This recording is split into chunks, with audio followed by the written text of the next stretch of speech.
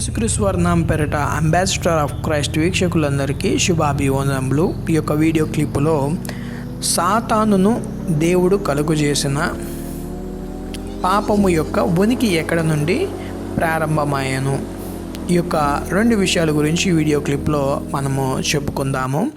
అయితే మొదటిగా సాతానును దేవుడు కలుగజేసిన అనే ప్రశ్నకు బైబిల్ చెప్తున్నటువంటి ఒక మాట మనం చదువుకుందాము. యెహెజ్కేలు 28వ అధ్యాయము 14వ వచనం చదువుకున్నట్లయితే, అభిషేకము నొందిన కెరూబువై యొక్క ఆశ్రయముగా నీ ఉంటివి,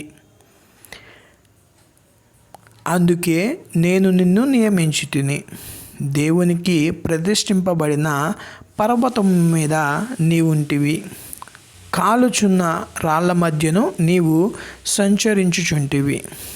చూడండి, పరిశుద్ధ గ్రంథం ఏం సెలవిస్తుందంటే, ఈ యొక్క సాతాను దేవుడు కలుగజేసినటువంటి ఈ యొక్క దూత అభిషేక్తుడిగా దేవుని యొక్క సన్నిధానంలో కెరూబుగా ఉంటూ దేవుని స్తుతిస్తున్నటువంటి ఈ యొక్క దూతగా ఉండుటకు దేవాతి దేవుడు మొదటగా ప్రధాన దూతలలో ఒకనిగా ఈ యొక్క దూతను లూసిఫర్ అనేటువంటి ఒక కెరూబుని దేవుడు కలుగు చేయడం జరిగింది.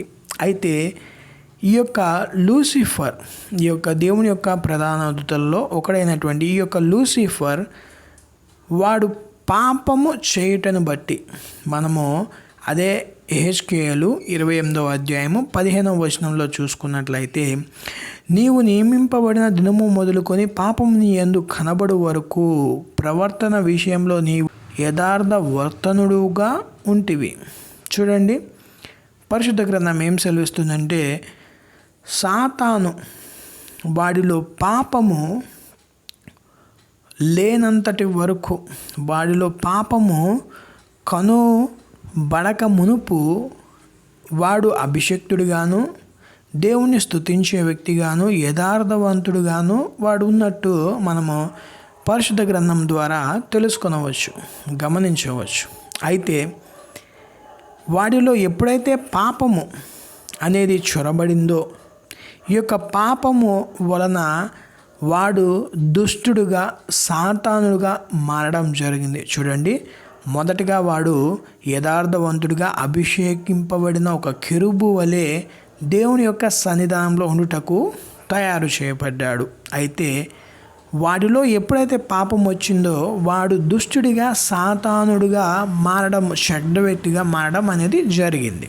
అయితే మనం చెప్పుకున్న విధంగా అయితే ఈ యొక్క పాపము సాతానులో పాపం అనేది ఏ విధంగా ఫౌండ్ అవుట్ అయింది, ఏ విధంగా కనబడిందంటే, ఇదే యెహెజ్కేలు ఈ యొక్క యెహెజ్కేలు పుస్తకంలోనే 28వ అధ్యాయము 16 నుంచి మనం చదువుకున్నట్లయితే కొన్ని మాటలు అక్కడ మనం చూడగలుగుతాం. అయితే నీకు కలిగిన విస్తార వర్తకము చేత లోపల నీవు అన్యాయము పెంచుకొని పాపము చేయుచు వచ్చితివి కనుక దేవుని పర్వతము మీద నీవు ఉండకుండా నేను నిన్ను అపవిత్రపరచితిని.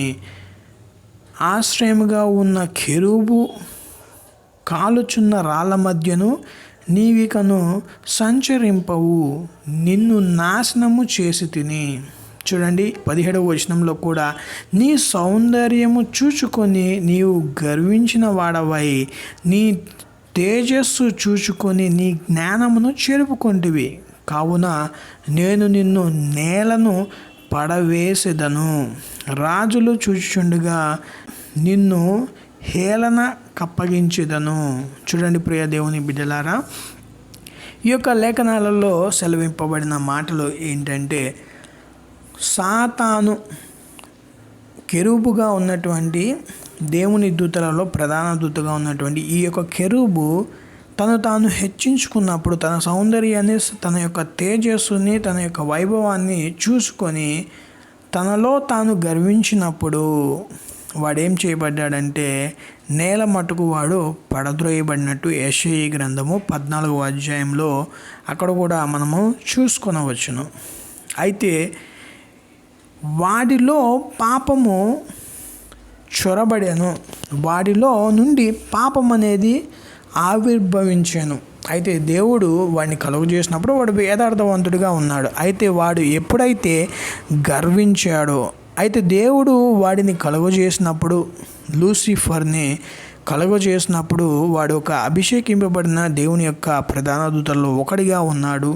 అయితే వాడు దేవునికి వ్యతిరేకముగా తను తాను హెచ్చించుకున్నప్పుడు, తన సౌందర్యమును చూసి, తన తేజస్సును చూసి వాడు దేవునికి విరుద్ధంగా తిరిగినప్పుడు, తన జ్ఞానాన్ని వాడు చెరుపుకున్నప్పుడు ఏమైందంటే, వాడు సాతానుడుగా, కెరూబుగా సౌందర్యవంతుడిగా ఉన్నటువంటి వ్యక్తి ఒక లూసిఫర్ యొక్క ప్రధాన దూతగా ఉన్నటువంటి లూసిఫర్ అనే ఈ వ్యక్తి, ఈ యొక్క దూత దుష్టుడిగాను, అపవాదిగాను, సాతానుగాను మారడం జరిగింది. వాడిలో ఉన్నటువంటి పాపము, వాడి యొక్క పాప స్వభావం. అయితే he is the root of sin.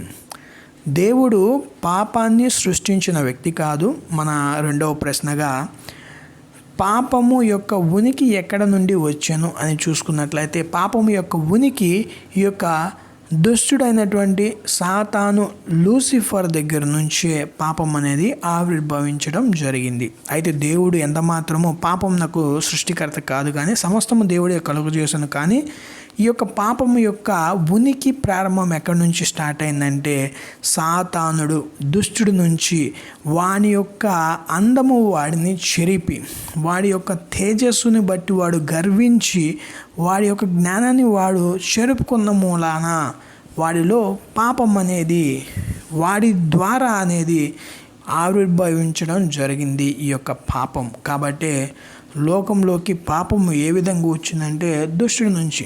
అయితే లోకంలోకి మొదటగా పాపం ఏ విధంగా వచ్చిందంటే, ఈ యొక్క భూమి మీదకి ఆదాము హవ్వలు వారిరువురు పాపం చేసినప్పుడు, తినవద్దన్న పండు తిన్నప్పుడు మన పూర్వీకులు, మన పితరులు చేసినటువంటి ఈ యొక్క ఆజ్ఞ అతిక్రమం పాపంగా ఎంచబడి మనమందరము పాపులుగా ఎంచబడ్డాం. అయితే ఈ యొక్క దుష్టుడు సాతానుడు ఈ యొక్క పాపం యొక్క ఉనికి పితామహుడుగా ఈ యొక్క సాతాన్ అనేవాడు, దుష్టుడు అనేవాడు ఉన్నాడు.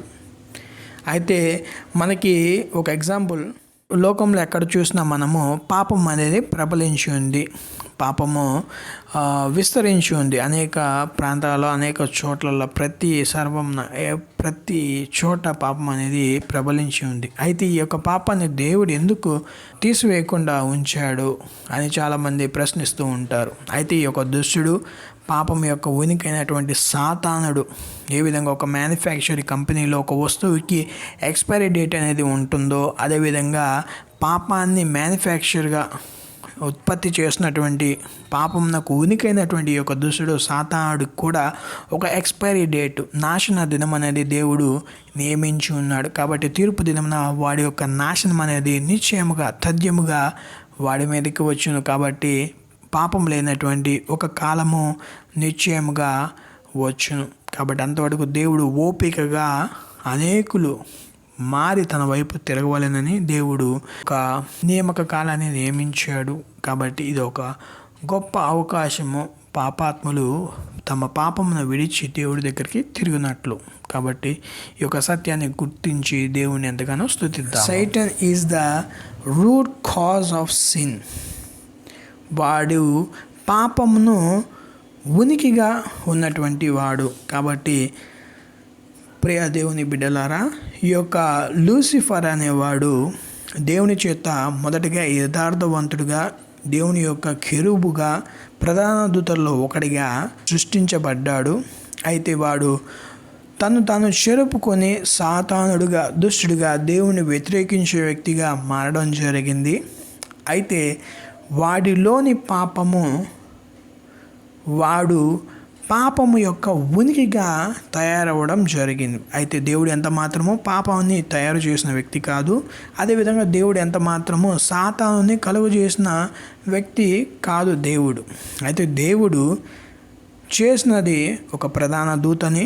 అయితే వాడు సాతానుగా తన యొక్క పాపంని, తన యొక్క గర్వాన్ని, తన యొక్క అజ్ఞాన స్థితిని బట్టి వాడు పాపానికి ఉనికిగా, మూలంగా తయారవ్వడం జరిగింది. కాబట్టి ఈ యొక్క విషయాల్ని గుర్తిద్దాము. బైబిల్లో ఉన్నటువంటి సత్యాల్ని ఇంకా రానున్న దినాలలో మనం అధికంగా నేర్చుకుందాము. ప్రభు మిమ్మల్ని మీ కుటుంబకులను దీవించి ఆస్వాదించి తన మెండైన జ్ఞానంతో నింపునుగాక. May God bless you all.